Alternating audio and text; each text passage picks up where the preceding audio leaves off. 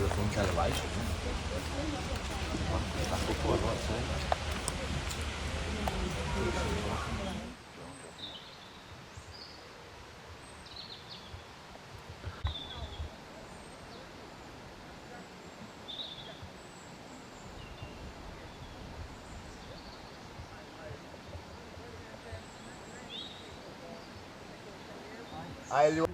Was when this road was very narrow here.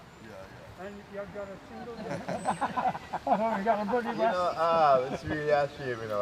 You say, And we had all sorts of ideas about what we were going to try and do to make sure that the place stayed as a pub. Next thing is it was burning down, and we saw the news coming through, and then after that it was sort of what happens now. And of course the next day, or 2 days later, yesterday, we suddenly found out he'd been flattened as well. Gutted, absolutely gutted. It means so much to us, this place. This is where I met my wife, Laura. I proposed to her here. We had our first kid here, so it holds a lot of memories. Even after 15 years away, it means a lot to us. It was just a shock on Saturday, to find out it was on fire. Absolutely devastating. I talk about it, I can get emotional.